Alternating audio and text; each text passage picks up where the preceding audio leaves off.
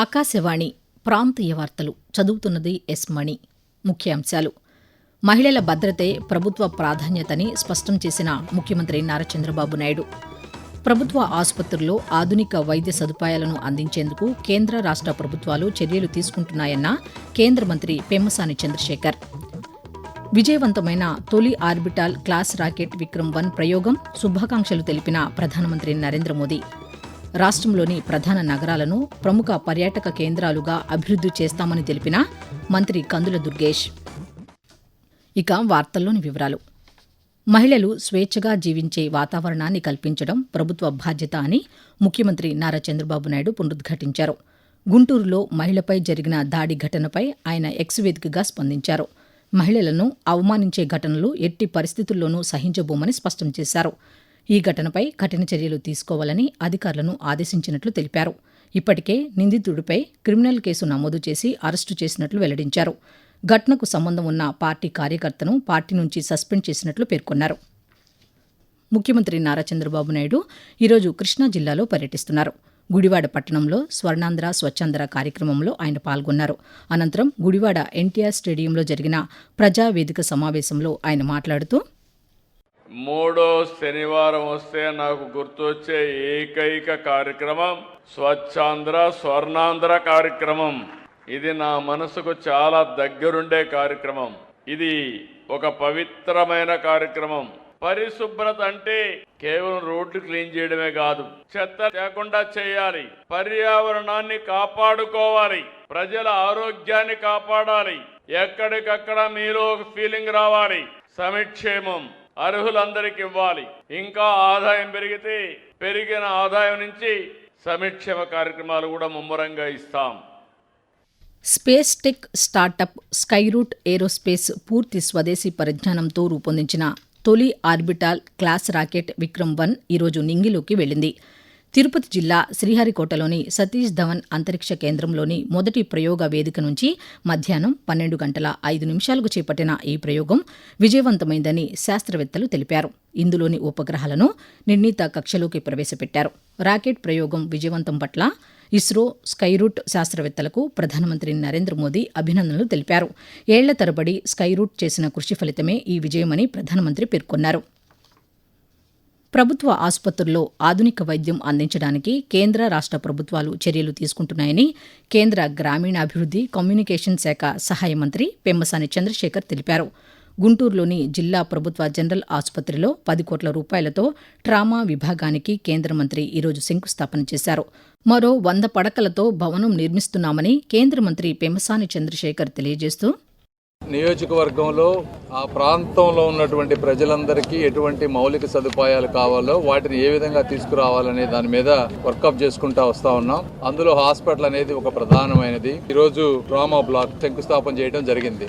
ఇందులో 100 బెడ్లు ఉంటాయి. 85 వార్డుల్లో బెడ్లు, 15 ఐసీయూ బెడ్లు. ఇందులో 2 ఆపరేషన్ థియేటర్లు ఉంటాయి. గ్రౌండ్ ఫ్లోర్ లో ఎక్స్రే, ఈసీజీ, అల్ట్రాసౌండ్, అదేవిధంగా డ్రెస్సింగ్ రూములతోటి ఓపీ ఉంటుంది. ఇక్కడ 18 నెలల్లో దీన్ని కంప్లీట్ చేయాలనేటువంటి ముఖ్య ఉద్దేశం. రాష్ట్ర ప్రభుత్వం గ్రామీణ పాలనలో నెలకొల్పుతున్న సుపరిపాలనకు నిదర్శనంగా రాష్ట్రంలోని 23 గ్రామ పంచాయతీలు ప్రతిష్టాత్మక ఐఎస్ఓ పత్రం సాధించడం రాష్ట్రానికి గర్వకారణమని ఉప ముఖ్యమంత్రి కె పవన్ కళ్యాణ్ ఎక్స్లో పేర్కొన్నారు. ప్రజలకు వేగవంతమైన, పారదర్శకమైన, నాణ్యమైన సేవలు అందించాలనే లక్ష్యంతో గ్రామ పంచాయతీలో సిటిజన్ చార్టర్ అమలు, సమర్థవంతమైన ఫిర్యాదుల పరిష్కార వ్యవస్థ, తాగునీటి సదుపాయాలు, క్రమం తప్పని సమీక్షలు వంటి ఉత్తమ పాలనా ప్రమాణాలను ప్రభుత్వం సమర్థవంతంగా అమలు చేస్తోందని తెలిపారు. ఈ ఘనత సాధించిన గ్రామ పంచాయతీలను, ఇందుకు కృషి చేసిన పంచాయతీరాజ్, గ్రామీణాభివృద్ధి శాఖ అధికారులు, క్షేత్రస్థాయి సిబ్బందిని ఉప ముఖ్యమంత్రి అభినందించారు.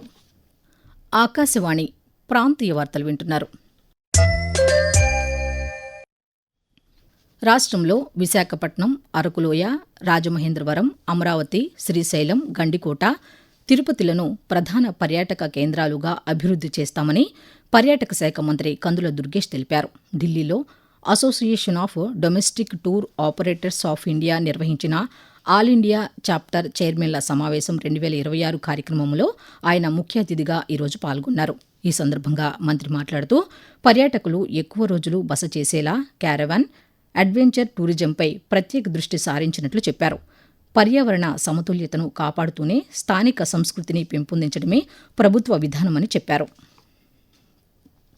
రాష్ట్ర వ్యాప్తంగా పలు జిల్లాల్లో స్వర్ణాంధ్ర స్వచ్ఛాంధ్ర కార్యక్రమాన్ని నిర్వహిస్తున్నారు.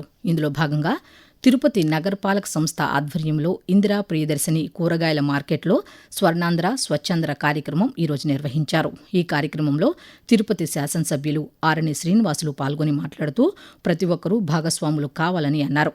నగరంలో ఏక వినియోగ ప్లాస్టిక్ నిషేధం అమలులో ఉందన్నారు. అలాగే పశ్చిమ గోదావరి జిల్లా భీమవరంలో జిల్లా ప్రజా రవాణా అధికారి ఎస్ గిరిధర్ కుమార్ ఆధ్వర్యంలో ఉద్యోగులతో కలిసి గ్యారేజీ ఆవరణలో స్వచ్ఛాంధ్ర కార్యక్రమం నిర్వహించారు. ఇక అనంతపురంలో కలెక్టర్ ఓ ఆనంద్ ఆధ్వర్యంలో స్వర్ణాంధ్ర స్వచ్ఛాంధ్ర అవగాహన ర్యాలీ నిర్వహించారు.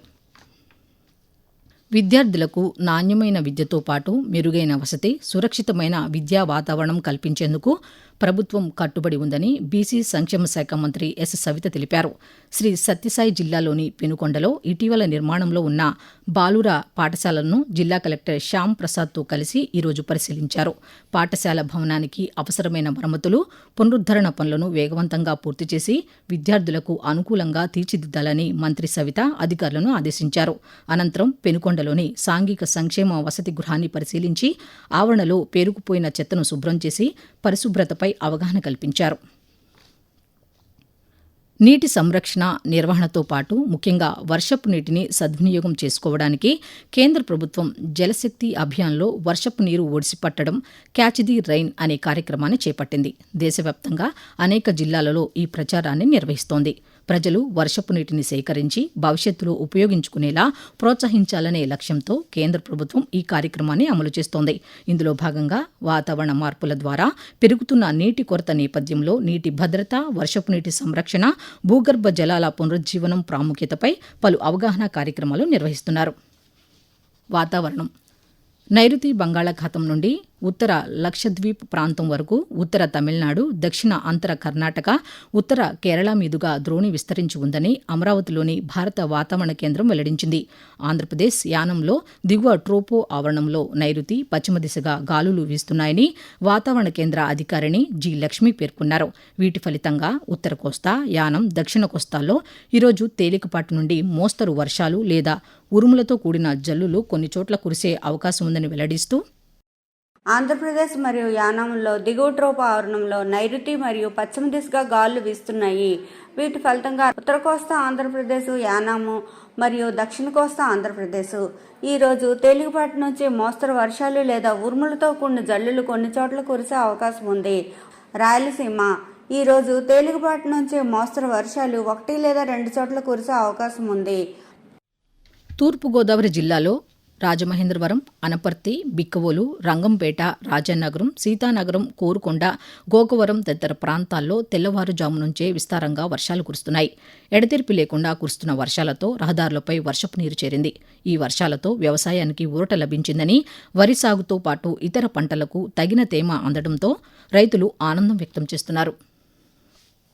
ప్రధానమంత్రి నరేంద్ర మోదీ తన మనసులోని భావాలను ఆకాశవాణి ద్వారా దేశ ప్రజలతో పంచుకునే మన్ కీ బాత్ మనసులోని మాట కార్యక్రమం 136వ సంచిక ఈ నెల 26వ తేదీ ఆదివారం ప్రసారమవుతుంది.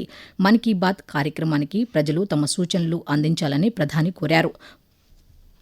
ప్రాంతీయ వార్తలు ముగించే ముందు ముఖ్యాంశాలు మరోసారి. మహిళల భద్రతే ప్రభుత్వ ప్రాధాన్యతని స్పష్టం చేసిన ముఖ్యమంత్రి నారా చంద్రబాబు నాయుడు. ప్రభుత్వ ఆసుపత్రుల్లో ఆధునిక వైద్య సదుపాయాలను అందించేందుకు కేంద్ర రాష్ట్ర ప్రభుత్వాలు చర్యలు తీసుకుంటున్నాయన్న కేంద్ర మంత్రి పెమ్మసాని చంద్రశేఖర్. విజయవంతమైన తొలి ఆర్బిటాల్ క్లాస్ రాకెట్ విక్రమ్-1 ప్రయోగం, శుభాకాంక్షలు తెలిపిన ప్రధానమంత్రి నరేంద్ర మోదీ. రాష్ట్రంలోని ప్రధాన నగరాలను ప్రముఖ పర్యాటక కేంద్రాలుగా అభివృద్ధి చేస్తామని తెలిపిన మంత్రి కందుల దుర్గేష్. ఆకాశవాణి ప్రాంతీయ వార్తలు ఇంతటితో సమాప్తం. తిరిగి సాయంత్రం 6 గంటల 10 నిమిషాలకు విశాఖపట్నం కేంద్రం నుంచి ప్రాంతీయ వార్తలు వింటారు.